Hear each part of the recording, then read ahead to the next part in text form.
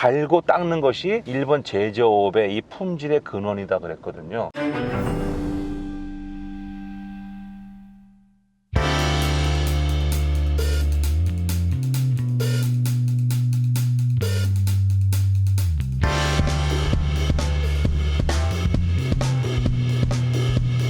오늘은 아제라이드 렉서스 ES300H 이규제티브 6,860만 원 하는 렉서스의 제일 대표 모델을 가지고 얘기를 해보도록 하겠습니다. 최근 이제 부분 변경을 단행했는데 역시 이제 인테리어는 많이 건들질 않아서 저희가 최근에 탔던 트렌드하고는 좀 많이 달라 보이지만 또 어떤 얘기들을 가지고 저희가 또 썰을 풀어볼지. 근데 참 특이한 게 이게 2.5 4기통 엔진인데 정말 사골 엔진이잖아요. 178마력밖에 안 나오는. 그러니까 물론 하이브리드이기 때문에 디튠을 해서 연비를 극대화했지만 휠베이스도 중형차인데 2870, 3m가 안 되는 요즘 웬만한 전기차 다 3m 되니까 2870이라는 휠베이스가 이렇게 그리 커 보이지 않는. 그렇다면 렉서스는 ES를 뭘로 팔까? 역시 미국에서도 지금 베스트셀링 모델이고 2급에서 국내에서도 한 달에 한 500대 이상 잘 팔리고 있는데 렉서스의 매력은 지금 뭐가 있을지 한번 뒤집어서 또 한번 비교를 해보도록 하겠습니다. 일단 연비, 그 다음에 자동차 뭐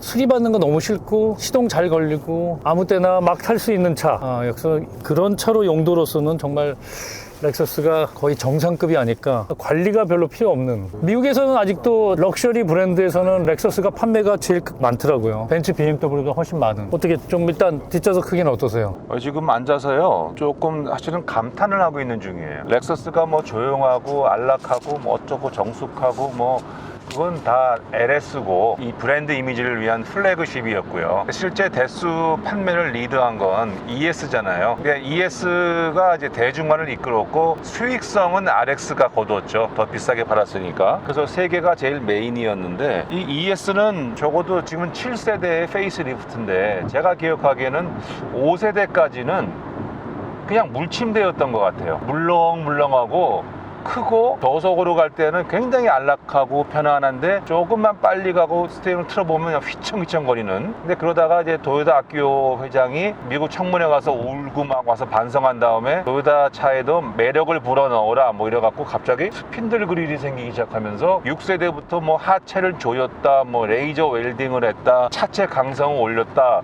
뭐 계속 그러고 있었거든요. 근데 사실 그래도 6세대, 7세대 처음까지는 여전히 물렁물렁했던 것 같아요. 뒤에 앉아가면 좀 어지럽고 뒤 떠오는 것 때문에. 근데 이거는 이그제큐티브니까 뒤에 댐퍼를 또 강화했다고 그랬죠. 차체 강성을 더 높이고. 그래서 그런가 뒤에 앉아가는데 좀 다른 차 같다 생각이 드는 거예요. 어지럽지도 않고 어떻게 보면 단단하다는 느낌을 줄 정도로. 그게 물론 BMW 같은 단단한 건 아니고 전 모델에 비하면 상당히 단단하게 매끄럽게 잘 나간다는 느낌을 줘요. 그래서 이거 뒤에 앉아가도 괜찮네 라는 생각이 드네요. 기본기라는 점에서는 굉장히 도요타가 독일차 이상으로도 지금 많이 신경을 쓰고 있는 거 아닐까, 저는 그런 생각이 들더라고요. 그러니까 이제 패밀리 세단인데요, 럭셔리 패밀리 세단인데 지금 아까 5 시리즈 말씀하셨으니까 그거랑 비교하면 5 시리즈는 앞에서 운전하는 엄마 아빠를 위한 패밀리 세단인 것 같아. 뒤에는 애들 앉아가고 조금 불편하더라도 참아라, 왜냐면 엄마 아빠가 운전을 재밌게 해야 되니까. 공간은 넓게 주는데 뒤에 앉아갈 때의 안락감, 이게 한 수 위거든요, ES가. 그러니까 이거는 같은 패밀리 세단이지만 엄마 아빠가 뒤에 부모님을 모시고 가는 패밀리 세단으로서는 맞는 것 같아. 그래서 나이 드신 분들이 앉아서 편안하게 가기에는 차라리 이게 낫다 라는 생각이 들 정도예요. 스포티라는 단어가 BMW에는 더해질 수 있는데 여기는 스포티라는 단어보다는 그냥 comfort, 그냥 편안하고 안락한 그런 느낌이 있는 것 같아요. 그렇죠. 앞에 뭐 엑셀의 그릴은 굉장히 좀 와일드하죠. 와일드, 과격해. 스페이스도 뭐 아주 넓진 않지만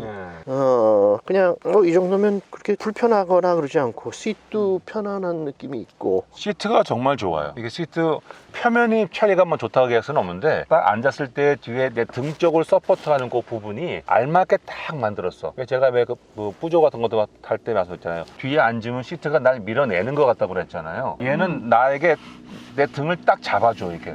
서포트를. 등을 잡아요? 등을 딱 받쳐줘, 알맞게. 시트에 대해서 연구를 되게 많이 했구나. 헤드레스트도 되게 못생겼는데 실제 해보니까 딱 적당해요. 높이도 그렇고 이게 탄성도 그렇고 토요타가 참 무섭구나라는 생각을 했어요.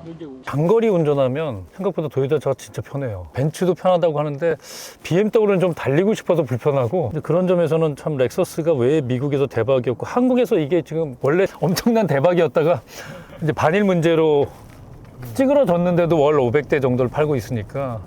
이게 2002년도에 들어와서 2006년까지 수입차 시장 1등 했잖아요. 그래도 이제 현대기아도 좀 정신을 차려서 그랜저나 K8, K8을 잘 만드니까 그랜저도 하이브리드가 있잖아요.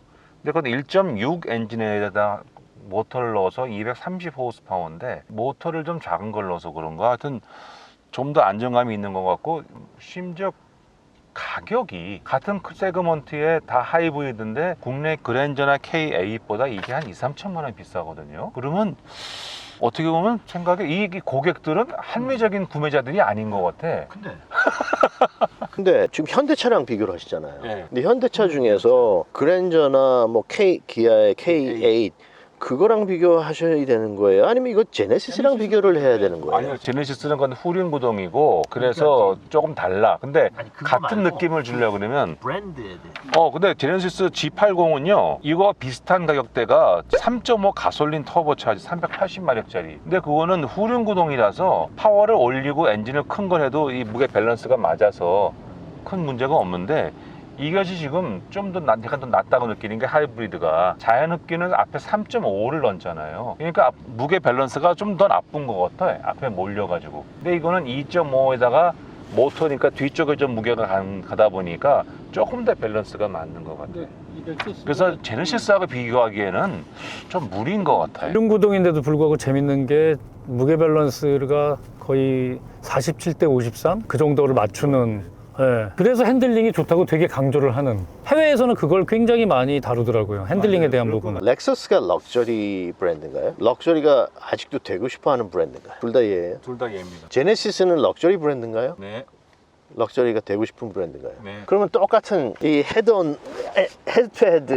경쟁이네. 제네시스는 도요타에서 렉서스가 나온, 닛산에서 인피니티가 나온 그걸 벤치마킹해서 그대로 이제 따라가는 건데 뭐 후발주자긴 하죠. 그러면 렉서스는 진짜 럭셔리 브랜드가 됐나? 제네시스는 지금 럭셔리 브랜드가 되고 싶어서 나왔는데 아직 됐나 안 됐나? 난 그게 궁금하긴 해.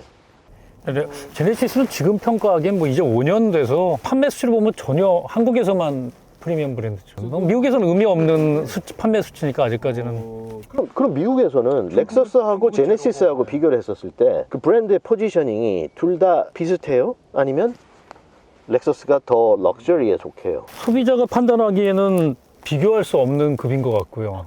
예, 미국에선 적어도. 일단 브랜드 가치나 리세일 밸류나 이런 것들이 아직까지 제네시스는 그렇게 크게 나온 게 없으니까. 지금 렉서스는 거의 35년 된 브랜드고, 제네시스는 아마 저는 전기차에서 제대로 평가를 받지 않을까. 이미 제네시스는 2025년이면 풀로 전기차를 간다고 이미 발표를 했으니까 그런 점에서는 직접적 비교하기는 좀 어려운 것 같아요. 브랜드가 새로 시작하면서 신선함을 더 계속 주려고 하고 자기 색깔을 찾아가는 거는 맞긴 한데, 반면에 렉서스는 또 벤치마킹을 메르세디스 벤츠를 했잖아요. 처음에 시작할 때. 미국 시장에서는 소비자들이 렉서스가 나온 지 얼마 안 됐었을 때 굉장히 메르세디스 벤츠하고 거의 같은 급으로 빠른 시간 안에 인정을 해줬던 것 같아요. 가장 큰 이유가 판매를 이겼어요. 5년도 안 돼서.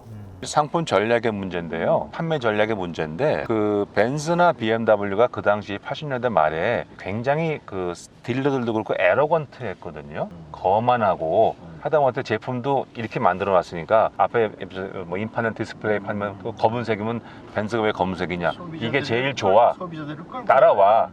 그러다 보니까 굉장히 불친절하고 AS 좀 그렇고 그 아픈 페인 포인트를 렉서스가 정확히 치고 들어갔단 말이에요. 그래서 이제 차에는 만족하는데 에이 젠장 하는 그 벤츠나 BMW 오너들한테 차에 대해서는 뭐 그렇게 인피니티가 차로 승부하다가 박살났고, 그냥 차는 뭐 괜찮은데요, 나긋나긋하게 쇼룸부터 시작해갖고 직원들 태도, AS 하는 거, 어떤 그 오너십, 차를 소유할 때의 토탈 세티스팩션을 추구했잖아요. 그냥 그게 먹혀 들어갔다고 봐요. 그래서 렉서스를 갖고 있으면은 뭔가 세련되고 새로운 럭셔리에 내가 선구주자가 된 것 같아요. 뉴욕에서 뭐 좋은 레스토랑 식사할 때 테이블 위에 자랑스럽게 렉서스 키를 딱 놓는다는 그런 게 나는 new kind, 새로운 종류의 럭셔리를 즐기는 사람이야. 그거 정확히 치고 들었다고 봐요. 그 당시도 제품 자체는 조용하다, 아주 매끄럽게 잘 나간다, 뭐 넓다, 그거는 평가받았지만 퍼포먼스에 있어서는 가속이 어떻고 뭐 꺾을 때 휘청거림이 어떻고 뭐 이런 거 있잖아요. 그거는 전혀 아니었어.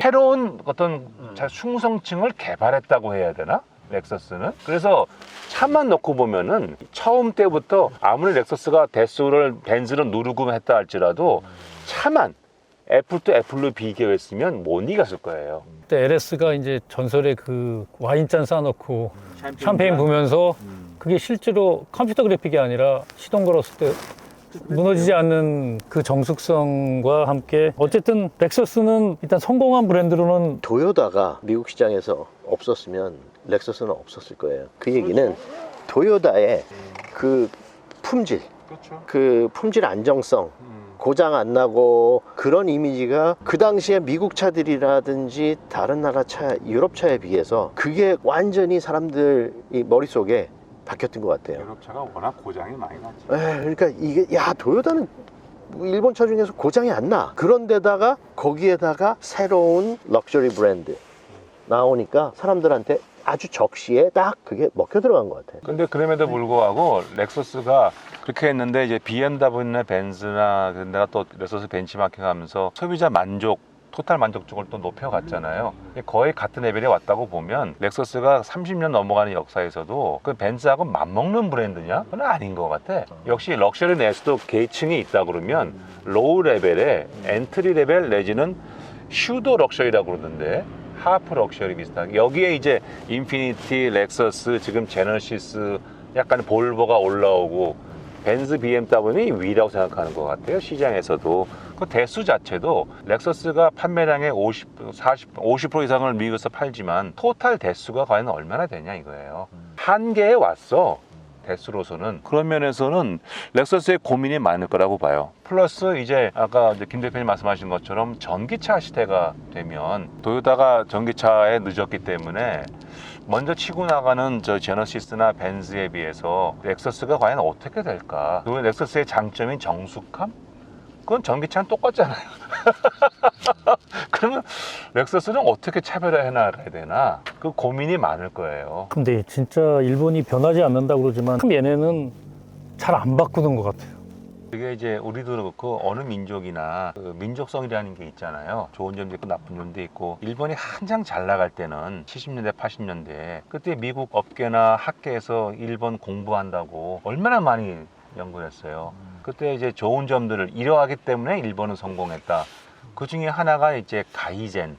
그건 개선이잖아요, 개선. 연마하며 끊임없이 개선해 나간다. 그거를 엄청난 장점으로 했거든요. 그래서 뭐 이렇게 나오는 게 뭐 전통적으로 뭐 이 장인에서는 3대를 이어서 이쑤시개를 만들고 이렇게 깎아보고 그런 정밀한 어떤 갈고 닦는 것이 일본 제조업의 이 품질의 근원이다 그랬거든요. 그 당시도 그럴싸했어. 근데 지금 우리 김 대표님 말씀하신 것처럼 격변의 시대에는 내연기관에서 전기차로 넘어가고 이제 레볼루션한 생각을 해야 되는데요. 거기에 일본이 뒤지고 있는 것 같아. 그러다 보니까 디자인 늘 그저 그래. 거기서 품질도 거기서 그저 그래. ES 디자인, 아까 인테리어도 그렇고 그저 그래 디자인이. 뭔가 리딩을 못하는 것 같아요. 그게 일본의 좀 단점이 된 것 같아. 주어진 거는 확실하게 잘하는데 그렇죠. 그 테두리를 벗어나는 게 굉장히 힘들어. 네. 혼다 인테리어 나온 거 봐. 진짜 그건 내가 보기에는 돈이 없는 거야. 기술이 없는 게 아니라 원가를 하도 조이니까 할 수 있는 게 없는 거야. 벤츠 타던 이 클래스 타는 사람이 이거 타면은